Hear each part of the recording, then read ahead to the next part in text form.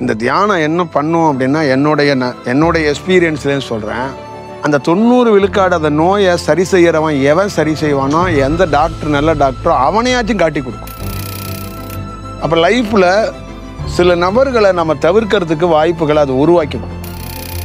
First ஒரு அடிப்படை தேவையை இந்த உடலை பாதுகாத்துட்டாவே ஜெயிச்சிட்ட மாதிரி தான். பிறப்போட தேவை, பிறப்போட நோக்கம் என்னன்னா, முதல்ல ஒரு மனிதன் ஏதாவது ஒன்று செய்ய முடியும்னா அவனுடைய உடலை கரெக்ட் பண்ணால் தான் எதாக இருந்தாலும் செய்ய முடியும். புரியுதுங்களா? உங்கள் படிப்பால், உங்கள் திறமையால் நீங்கள் என்ன இன்டெலிஜெண்ட்டாக இருந்தாலும் இந்த உடல் சரியாக இருந்தால் தான் உங்கள் படிப்பு 10 பேர்த்துக்கு யூஸ் ஆகும். அதனால தான் ராமலிங்கம் மாதிரி சுவாமிகள் உங்களை அசைவம்லாம் ஏன் சாப்பிடாதீங்கன்னா, உடல் உன் சொன்ன பேச்சை கேட்காம போயிடும்.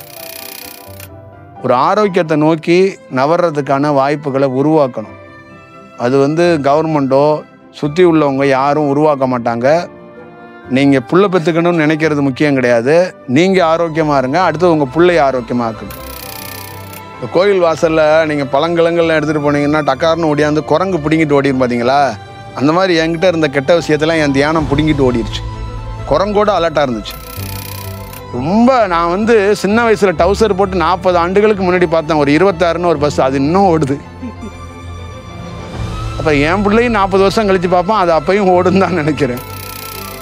இதை நான் மாற்றணுங்கிறது ஒரு ஸ்டேஜ் விடுங்க. நாங்கள் மாற்றணும்னு நினச்சா புயல் கொடுப்போம், மழை கொடுப்போம், பூகம்பம் கொடுப்போம், சுனாமி கொடுப்போம். இதுதான் நம்ம கொடுக்க முடியும். நீங்கள் உங்கள் கையிலேருந்து ஒன்று இருக்குது, அதையாச்சும் சரியாக செய்யலாம், செய்ய மாட்டீங்க.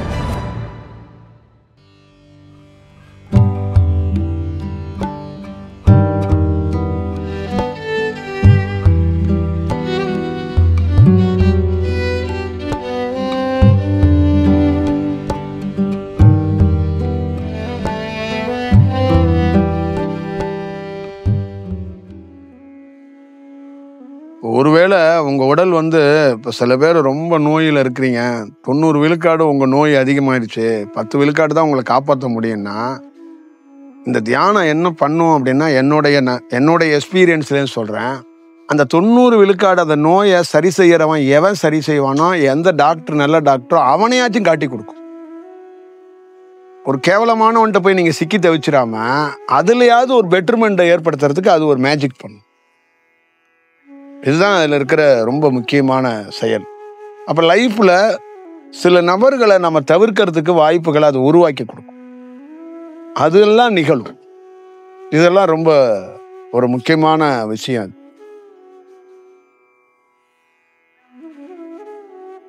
நான் நார்மல் மனிதர்களுக்கே உடலில் கழிவுகள் ஒவ்வொரு நாளும் இத்தனை % ஏறிக்கிட்டே இருக்குங்க. நீங்கள் என்ன ஒரு டிகினிஃபைடாக உடலை பார்த்துக்கிட்டாலும் உடல் வெப்பங்கள் உடலுக்குள்ளே இருக்கிறதுனால அந்த வெப்பம் 50%, நீர்த்தன்மை 50% இருக்கிறதுனால நீங்கள் என்ன உணவு எடுத்தாலோ, பேசினாலோ, நடந்தாலோ அந்த தன்மையில் உடலில் கொஞ்சம் கழிவு ஃபார்ம் ஆகிறதுக்கு வாய்ப்பு இருக்குது. இப்போ நீங்கள் தண்ணி குடிக்கிறீங்க, அத்தனை தண்ணியுமே போய் ஒரு நல்ல செயலில் போய் ஒரு இடத்துல உழுவுறது இல்லைங்க. அந்த தண்ணியிலையும் இத்தனை % கழிவுத்தன்மைக்கு மாறும்.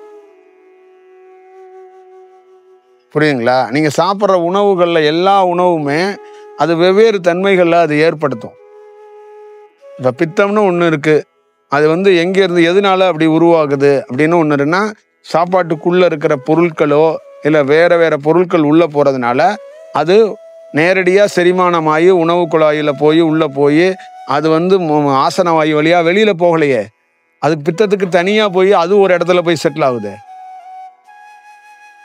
அதெல்லாம் நீங்கள் அவசியமாக அந்த உடலை கிளியராக பார்த்துக்கிறதுக்கு ஒரு வாய்ப்பை உருவாக்கும்.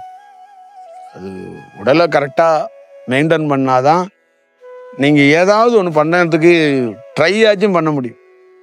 இல்லைன்னா ட்ரை பண்ணுறதுல பயனற்றது தான். ஃபஸ்ட்டு ஒரு அடிப்படை தேவையை இந்த உடலை பாதுகாத்துட்டாவே ஜெயிச்சிட்ட மாதிரி தான். அதுதான் அடிப்படை தேவை. இந்த பிறப்போட தேவை, பிறப்போட நோக்கம் என்னன்னா, முதல்ல ஒரு மனிதன் ஏதாவது ஒன்று செய்ய முடியும்னா அவனுடைய உடலை கரெக்ட் பண்ணால் தான் எதாக இருந்தாலும் செய்ய முடியும். இல்லைன்னா அவன் மனைவிக்கு ஒரு ஹெல்ப்பாக இருக்கிறதோ, குழந்தைக்கு ஹெல்ப்பாக இருக்கிறதெல்லாம் முதல்ல அவன் உடல் சரியாக இருந்தால் தான் அவன் யாருக்காக முதல்ல அவனுக்கே ஹெல்ப் பண்ணிக்க முடியும். புரியுதுங்களா? அவன் படித்த படிப்பை பயன்படுத்தணும்னா அவன் உடல் சரியாக இருக்கணும். அவன் லட்சியத்தை நிறைவேற்றணும்னா அவன் உடல் சரியாக இருக்கணும்.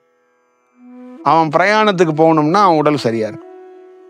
நீங்கள் 10 மணி நேரம் விமானத்தில் பயணிக்கணும்னா கூட நம்பிக்கை அடிப்படையில் பயணிக்க முடியாது. உடல் சரியாக இருந்தால் தான் பயணிக்க முடியும். இது ரொம்ப அவசியமான தேவையான விஷயம். இப்போ உடலை மிக சரியாக பயன்படுத்துறதுக்கு வாய்ப்புகளை உருவாக்கினா மட்டும்தான் இந்த உலகத்தில் ஏதாவது ஒரு பெரிய விஷயத்த செய்ய முடியும். இல்லைன்னா கஷ்டம். ரொம்ப கடினமான சவாலுக்குள்ள போயிடுவோம். நம்ம உடல் அவசியமான தேவை. எனக்கு சவாலே இந்த தியானம்னு வந்ததே என்னன்னா உடல் பாதிப்புனால தான் வந்தேன். இப்போ உடலை சரி செய்யறதுக்காக வரல. நான் வந்த நோக்கம் என்னன்னா உடலை சரி செஞ்சிடணும் அப்படிங்கிறதுக்காக வரல. எஞ்சிய காலத்தையாச்சும் இந்த உடலை படுத்துறதுக்குள்ள ஏதாவது நல்ல வேலை செய்யணும் அப்படின்ட்டு வந்தேன். படுக்கிறதுக்குள்ள ஒரு கம்மியான டேஸ் தான் இருக்கு நமக்கு, அதுக்குள்ள ஏதாவது நல்ல காரியத்தை செஞ்சிடணும், யாருக்காவது ஏதாவது செஞ்சு கொடுத்துடணும் அப்படின்ட்டு வரும்போது அங்க நடந்தது என்னன்னா எந்த உடல் பாதிக்கப்பட்டுச்சோ அந்த உடல் மாறுனது. அப்ப இன்னும் இன்ட்ரெஸ்ட் ஆயிட்டோம் நம்ம. அப்ப அது முன்னேற்றம் அடையுது. இப்ப நான் பார்த்து மகிழ்ந்தது கடவுளையோ சித்தரையோ பார்த்து மகிழல, என் உடல் மாறுறதை பார்த்து மகிழ்ச்சி அடைஞ்சிட்டு. நான் பார்த்த முதல் சந்தோஷமும் முதல் பெருமையும் தியானத்துல பார்த்த ஆனந்தமும் என் உடல் மாற்றத்தை பார்த்துட்டு தான் ஹாப்பியானேன். அப்ப எனக்குள்ள என்ன மலர்ந்துச்சுன்னா இதை பெரிய ஒரு அச்சீவ்மெண்ட் பண்ணிட முடியுங்கிறதுக்கு உதாரணமா அந்த உடல் மாறுச்சு.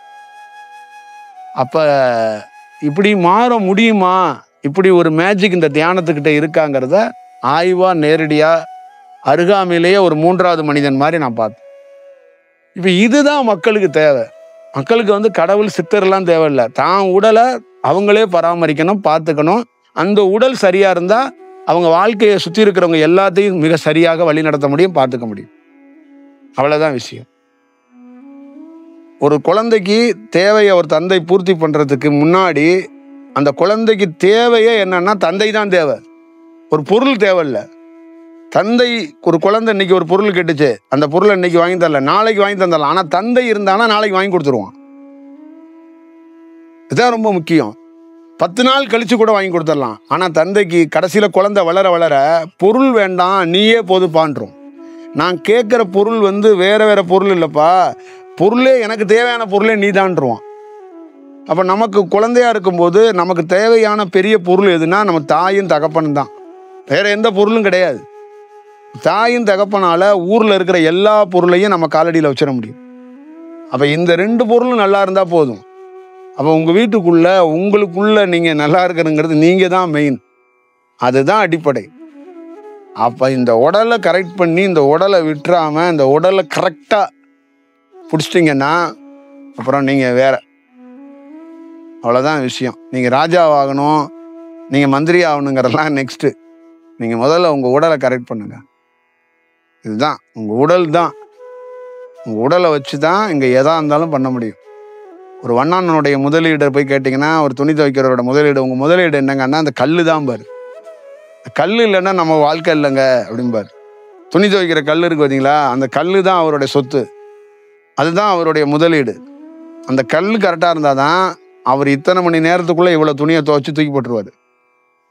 அப்போ அவருக்கூட மெயின் அவருக்கு இந்த கல், 2வது அவருக்கு நீர், 3வது தான் மற்ற விஷயம்லாம். அதே மாதிரி தான் உங்களுக்கு, சரிங்களா? முதல்ல அந்த உடல், அதுக்கப்புறம் தான் உங்கள் வாழ்க்கையில் எதுவாக இருந்தாலும். இந்த உலகத்தில் எது வேணாலும் உங்களை நோக்கி வரும், எது வேணாலும் உங்களை நோக்கி வராமல் போகும். உங்கள் உடல் சரியாக இருந்தால் எல்லாத்தையும் பார்த்துட முடியும். இது என்னுடைய அனுபவத்திலேருந்து நான் சொல்கிறேன். நீங்கள் வேற எந்த குறுக்கோழி எந்த விஷயத்தையும் தாண்டி உடல் மீது ஒரு கவனத்தை வைங்க. நீங்களே உங்களை பலவீனமாக ஆக்காதீங்க. அதை முதல்ல ஒரு தெளிவு கொண்டு வாங்க. உணவு பட்டியலில் ரொம்ப கவனம் ஈருங்க.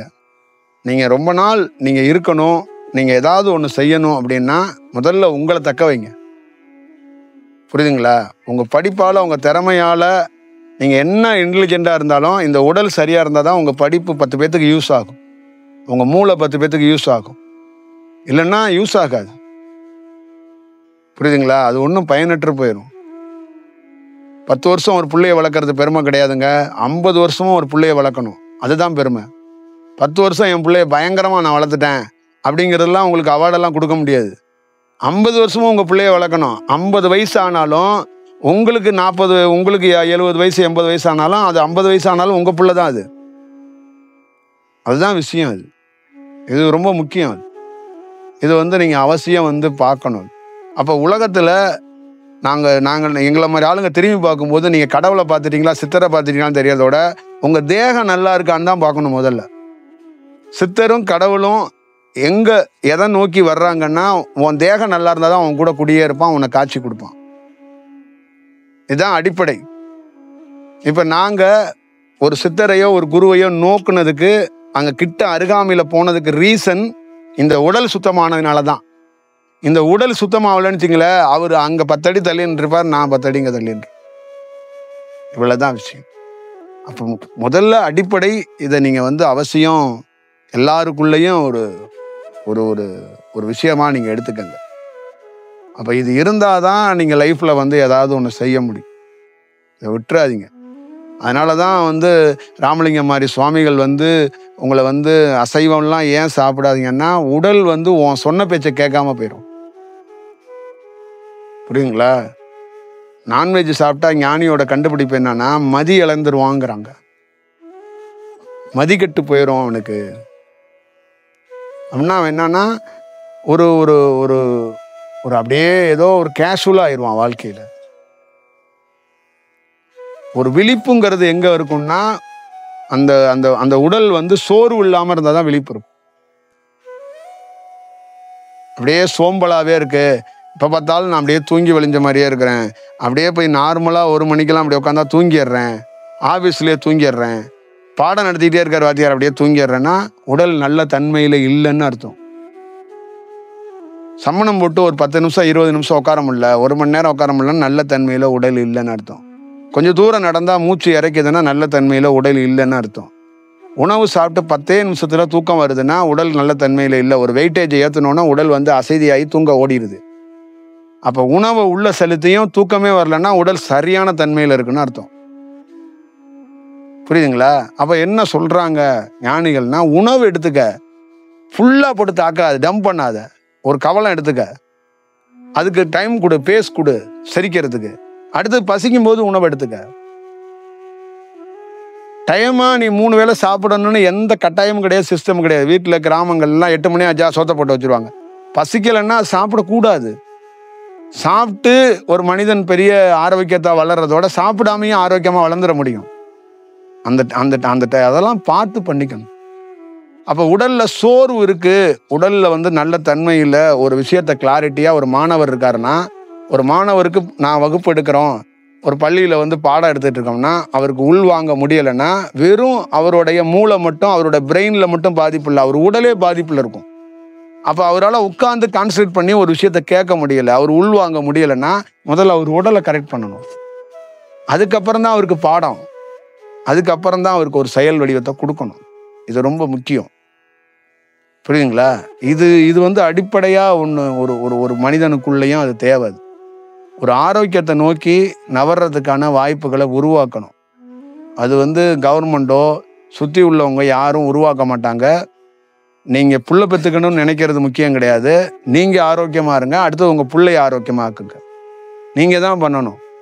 அரசாங்கம் 140 கோடி பேர்த்தையும் தனித்தனியாக போய் ஆரோக்கியமாலாம் ஆக்க முடியாது. புரியுதுங்களா? அவ்வளோதான் இதோட செயல். அப்போ வெகுஜனங்கள் நீங்கள் ஒரு ஒரு ஆரோக்கியத்தை நோக்குங்க. உங்களுக்கு ஒரு முன் உதாரணமாக நீங்கள் தெரிஞ்சுக்கணும்னா 1 மணி நேரம் கவர்மெண்ட் ஆஸ்பத்திரி, உங்கள் ஊரில் இருக்கிற ஆஸ்பத்திரியை போய் எட்டி பார்த்தீங்கன்னா வாழ்க்கையோட பயமும் நடுக்கமும் உங்களுக்கு தெரிஞ்சிடும். போய் 1 மணி நேரம் எட்டி பாருங்க. அடுத்தது இந்த மெடிக்கல் ஷாப்பு ஆஸ்பத்திரியை போய் எட்டி பாருங்க. அடுத்தது இந்த டாஸ்மார்க் கடையை எட்டி பாருங்க. இதில் தான் இந்த 3 இடத்துல தான் பெரிய கூட்டம் நிற்குது. 4வது இடம் எங்கே நிற்குதுன்னா இலவசம் தர்ற இடத்துல நிற்குது. இலவசம் எது கொடுத்தாலும் வாங்கிக்கிறாங்க மக்கள். அதை பயன்படுத்தினாலும் பயன்படுத்தலைனாலும் பரவாயில்ல, கொடுக்கறத வாங்கிக்கிறேன்னு நினைக்கிறாங்க. அப்போ இதுக்கெல்லாம் இந்த எண்ணம் சரியில்லாமல் போனதுக்கு காரணம் கூட உடல் தான். நல்ல தேகம் இருக்கிறவன், நல்ல செயல்பாடுகள் இருக்கிறவனோட சிந்தனைகள் வேற மாதிரி இருக்கும். இவ்வளவுதான் விஷயம். அப்ப எது தேவை, எது தேவையில்லை, எது தேவையான பொருள், எது தேவையில்லாத பொருள் அப்படிங்கிறத கண்டுபிடிக்கணும். என்னைக்காவது ஒரு நாள் இங்கே ஒரு 500 ரூபா நோட்டு கிடக்குன்னு வச்சுங்களேன், பல லட்சம் பேர் வருவாங்க, அதை யாருமே எடுக்கலை, யாருமே எடுக்க மாட்டாங்க, அங்கனே கிடக்கு, பல ஆண்டுகளாக கிடக்கு. திடீர்னு ஒருத்தர் வந்து எடுத்தார். எல்லாரும் திடீர்னு பார்த்தாங்க, ஏன் அவர் எடுக்கிறாரு என்ன? அப்போ அவர் சொன்னார், இதை போட்டதே நான் தான்னாரு. பல ஆண்டுகள் யாரும் எடுக்கலை, ஏன்னா அது தேவையில்லைன்னு முடிவு பண்ணிட்டாங்க. அந்த மாதிரி ஒரு சூழல் இங்கே உருவாகணும். உருவானா ஒரு பொலிட்டீஷியனாவது தப்பான பொலிட்டீஷியன் இருக்க முடியாது. புரியுதுங்களா? போன 4 ஆண்டுகள் ஆட்சி சரியில்லைன்னு தான் வேற ஆட்சியை மாற்றி இன்னைக்கு கொடுத்தாங்க. இப்போ இந்த ஆட்சி சரியில்லைன்னு அவர்கிட்டே கொடுத்தா அவர் ஏன் அவர் பெரிய இந்த 4 ஆண்டுல பெரிய திறமசாலி ஆயிட்டாரா? இது என்ன உங்களுடைய மைண்ட் செட்டு எனக்கு புரியலையே. இப்படி ஒரு வாட்டி பண்ணா பரவாயில்ல, 60 வருஷமா இப்படி தான் ஓட்டு போடுறாங்க.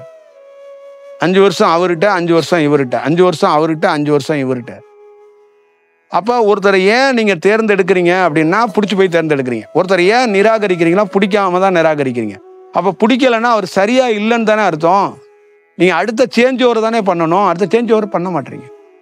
காரணம் பழக்க தோஷத்தில் நீங்கள் ஒரு வேலையை பண்ணுறீங்க.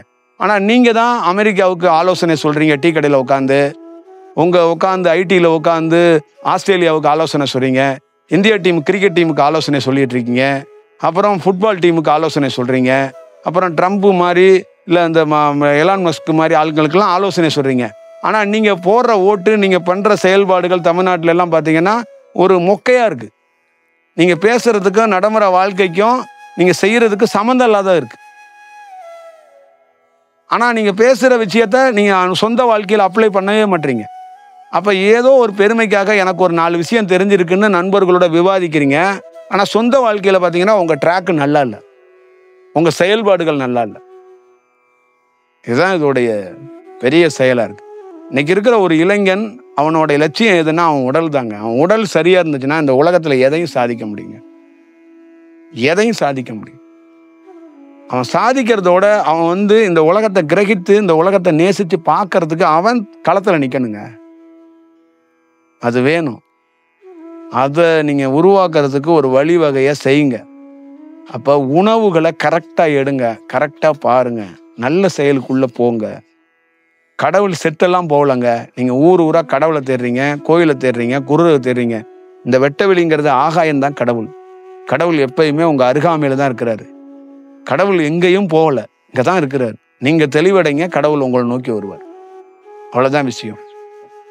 இது ரொம்ப ரொம்ப முக்கியமான ஒரு சூழல்ல இருக்கு. அதை பார்த்து செயல்படுங்க. சரிங்களா?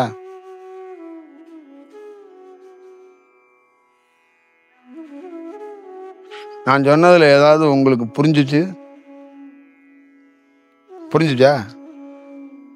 கேட்கல தான். ஆனா ஒரு டயத்துல இந்த தியானம் அதெல்லாம் புடுங்கிருச்சு. புரியுதுங்களா? இந்த கோயில் வாசல்ல நீங்க பழங்கிழங்கள்லாம் எடுத்துட்டு போனீங்கன்னா டக்கார்னு ஓடியாந்து குரங்கு பிடுங்கிட்டு ஓடிடும் பார்த்தீங்களா? அந்த மாதிரி என்கிட்ட இருந்த கெட்ட விஷயத்தெல்லாம் என் தியானம் பிடுங்கிட்டு ஓடிடுச்சு. குரங்கோட அலர்ட்டாக இருந்துச்சு. இதெல்லாம் நீ வச்சுட்டு இருந்தா தேர மாட்டா அப்படின்னு பிடுங்கிட்டு ஓடி போச்சு. அப்படி ஓடி போனதான் நான்வெஜ்ஜு எல்லாமே. அப்போ இயல்புக்குள்ளே மாறுறதுக்கு அந்த வாய்ப்புகளை உருவானுச்சு. அப்புறம் அந்த உடலில் தவறான விஷயம் எது போட்டாலும் ஒரு 1 ஹவரில் வாமிட்டிங் வந்துடும். அப்புறம் நான் என்ன பண்ணேன், இது போட்டு வாந்தி எடுக்கிறதோட போடாமே இருக்கலான்னு நிறுத்தினேன். அப்போ இந்த மாதிரி உடலை நல்ல தன்மைக்கு அது ஏற்படுத்தினுச்சு. அப்போ உடலை பற்றி ஒரு புரிதல்களை ஏற்படுத்தி உடலில் இருக்கிற ஒவ்வொரு பகுதிகளை பற்றியும் நமக்கு ஒரு ஆய்வாக அது கொடுத்துச்சு. இப்போ நம்மக்கிட்ட யார்கிட்டமே எம்பிபிஎஸ் படித்த எம்டி படித்த டாக்டர் மட்டும்தான் கிட்னி லிவரெல்லாம் பற்றி பேசுவார், பார்த்துக்குவார். நம்ம கிட்னி லிவர்லாம் நமக்கு சம்மந்தமே கிடையாத மாதிரி நீங்கள் வாழ்க்கையில் இயங்குறீங்க. நம்ம கிட்னிக்கு லிவருக்கு இன்னொரு டாக்டருக்கு கவலைப்படுவார், நம்ம கவலைப்படக்கூடாதுன்னா என்னது? நம்ம உறுப்புகளை நாம தானே அதை சிறப்பாக பார்த்துக்கிறதுக்கு அதை ஒட்டி கண்காணிக்கிறது நம்மளோட வேலை தானே இருக்கணும். இது மருத்துவருக்கு நமக்கு ஒருத்தர் பார்த்துக்கிறாருங்கிறது அடிஷ்னல் பெருமை தான், சந்தோஷம்தான். அதே விஷயம் நம்மளும் அதில் ஒரு கவனம் இருந்துச்சுன்னா எவ்வளோ நல்லா இருக்கும். சரிதானே? அடிப்படை முதல்ல உடலை சரி செய்யறதுக்கு வாய்ப்புகளை உருவாக்குங்க. இதுதான் நீங்கள் நீண்ட நெடிய நேரம் உங்களுக்கு பணம் இல்லைங்களாம், பணம் இல்லைன்னா கவலைப்படாதீங்க, பணம்லாம் வந்துருங்க. முதல்ல பணம் இல்லை, ஏழையாக இருக்கீங்கல்ல, அந்த ஏழையாக இருக்கிறத சரி செய்யணும்னாவே நீங்கள் நல்லா இருந்தால் தான் சரி செய்ய முடியும். புரியுதுங்களா? ₹1,00,000 ஒருத்தன் வச்சுட்டு அனுபவிக்கிறதோட நீங்கள் வச்சுருக்க ₹500 அனுபவிக்கணும்ல. அதுக்கு நீங்கள் ஆரோக்கியமாக இருங்க. புரியுதுங்களா? கவர்மெண்ட்டில் ₹1000 கொடுக்குறாங்க, அதை அனுபவிக்காச்சும் நீங்கள் நல்லா இருக்கணும்ல. அதையாச்சும் பாருங்க. எலெக்ஷன் வந்தோன்னே மாற்றி ஓட்டை போட்டுருங்க. அவருக்கே போட்டுருங்க. போன 4 வருஷம் வந்து அது திருப்பி போட்டு அந்த சாதனையை மட்டும் நீங்கள் விட்டுறாதீங்க. 60 ஆண்டுகளாக நாங்கள் இதை வந்து ரெக்கார்ட் பிரேக்காக வச்சுருக்குறோம், இதை நாங்கள் விட மாட்டோம். எங்கள் தாத்தா போட்டார் இந்த சின்னத்துக்கு, எங்கள் பெரியப்பா போட்டார், எங்கள் சித்தப்பா போட்டார், அதே மாதிரி நாங்களும் போட்டு இந்த சாதனைகளை நாங்கள் வந்து மீண்டும் தொடருவோம் அப்படின்னு நீங்கள் வந்து அந்த சாதனைக்கு சொந்தக்காரர் தமிழ்நாட்டில் இருக்கிறாருன்னு நம்ம பார்க்கணும். அதுதாங்க அந்த உலகத்தில் ஒரு சேஞ்ச் ஓவரே உருவாக்க முடியல. அப்போ பயம் மக்கள்கிட்ட எந்த பொலிட்டிஷியனுக்கு பயம் இருக்கும்? பயமே இல்லாமல் போயிடுச்சு. பயமே இல்லாமல் போனதுக்கு முக்கியமான காரணம், எதை கொடுத்தாலும் மக்கள் வாங்கிக்குவான், ஓட்டு போடுவான் அப்படிங்கிற அந்த இது வந்துருச்சுங்க. உங்களை கண்டு எந்த தலைவன் பயப்படுறான், எந்த மந்திரி பயப்படுறான், எந்த எம்எல்ஏ பயப்படுறான்? எவனும் பயப்பட மாட்டான். ஏன்னா உங்களுக்கும் அவனுக்குள்ள ஒரு பாண்டிங்கே இல்லை. உங்களெல்லாம் கேரே பண்ணுறதில்ல அவங்க, சொல்ல போனால். அதனால தான் ஒரு ஒரு இன்ட்ரெஸ்டிங்கான ஒரு விஷயம் நடக்கலை. அப்புறம் எப்படி ஒரு நல்ல செயலை செய்ய முடியும் நாட்டுக்குள்ள? உங்களுக்கு தெரியாதா? நம்ம கவர்மெண்ட் ஆஸ்பத்திரி எல்லாம் எப்படி சுகாதாரமாக இருக்குன்னு உங்களுக்கு தெரியாதா? இதெல்லாம் மாற்றணும்னா நீங்கள் ஏதாவது பண்ணாதானே மாறும். இப்படி மாறும் சொல்லுங்க. எங்கள் ஊரில் தான் இருக்கிற ஹாஸ்பிட்டலே மெடிக்கல் காலேஜ், தஞ்சாவூர் பெரிய ஆஸ்பத்திரி மெடிக்கல் காலேஜ் ரொம்ப பெருசு. நீங்களே பஸ் ஏறி போங்க, அந்த மெடிக்கல் காலேஜுக்குள்ளே போய் 1 hour உட்காந்துட்டு வாங்க, உங்களுக்கே தெரியும். புரியுதுங்களா? நம்ம ஊரில் இருக்கிற அமைச்சர் போனோன்னா அவங்க வந்து இந்த வெள்ளை கலரில் சுண்ணாம்பை போடுவாங்க, அந்த ப்ரேயர்லாம் அடிச்சு விடுவாங்க, அதெல்லாம் ரைட்டு. மற்ற நார்மலாக எப்படி இருக்குன்னு போய் பாருங்கள். வேலூரில் இருக்கிற ஹாஸ்பிட்டலில் போய் பாருங்கள், விழுப்புரத்தில் இருக்கிற ஹாஸ்பிட்டலில் பாருங்கள். நீங்கள் அதை விடுங்க, உங்கள் பொண்டாட்டி அழைச்சிட்டு போய் ஏதாவது தமிழ்நாட்டில் இருக்கிற பஸ் ஸ்டாண்டில் பாத்ரூம் மட்டும் போயிட்டு வந்துடுங்க, வேறு எதுவும் செய்ய வேண்டாம். உங்கள் பொண்டாட்டி பிள்ளைகளோட சேர்ந்து விழுப்புரத்தில் இறங்கி பாத்ரூம் மட்டும் போயிட்டு வாங்க, பஸ் ஸ்டாண்டுக்குள்ளே. அது போக முடியுமா? அப்போ வந்து நம்ம எங்கே இருக்கிறோம்? இது இப்போ இல்லைங்க, தமிழ்நாட்டில் ஏறத்தாழ 35 ஆண்டுகளாகவே எல்லாமே இப்படி தான் இருக்குது. இப்போ கிடையாது. 1985 காலகட்டத்திலேருந்து தமிழ்நாட்டில் பாத்ரூம்கள்லாம் இந்த மாதிரி தான் இருக்குது. பொது சுகாதாரங்களில் எதுவுமே கவர்மெண்ட்டில் இலவசமாக கிடைக்கிற எந்த பொருளுமே குவாலிட்டியாக கிடையாது. எந்த பொருளுமே சுத்தமாக இல்லை, எந்த பொருளுமே சரியாக இல்லை.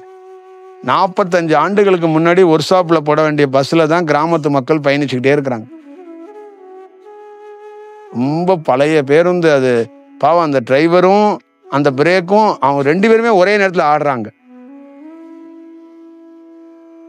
ரொம்ப நான் வந்து சின்ன வயசுல டவுசர் போட்டு 40 ஆண்டுகளுக்கு முன்னாடி பார்த்தேன் ஒரு 26ன்னு ஒரு பஸ், அது இன்னும் ஓடுது.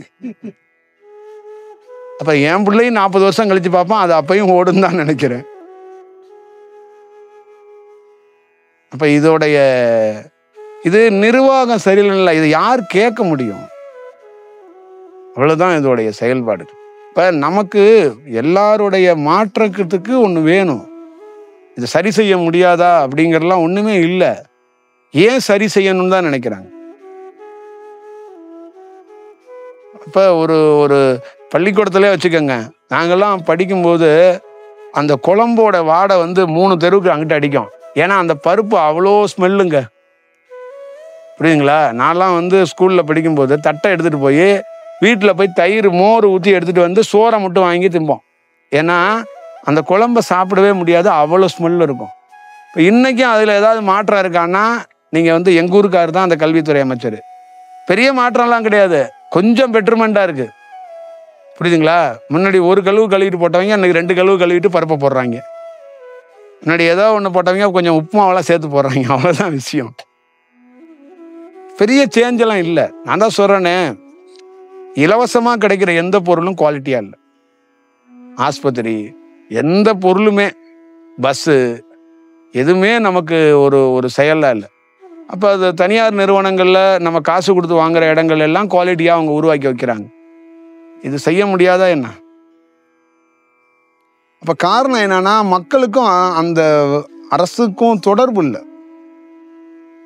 ஒரு ஒரு ஒரு ஒரு ஒரு ஒரு சரியான விஷயம் இல்லை. இப்போ இதை நான் போய் மாற்றணுங்கிறது ஒரு ஸ்டேஜ் விடுங்க. நாங்கள் மாற்றணும்னு நினச்சா புயல் கொடுப்போம், மழை கொடுப்போம், பூகம்பம் கொடுப்போம், சுனாமி கொடுப்போம். இதுதான் நம்ம கொடுக்க முடியும். நீங்கள் உங்கள் கையிலேருந்து ஒன்று இருக்குது, அதையாச்சும் சரியாக செய்யலைன்னா செய்ய மாட்டீங்க. ஆமாம்.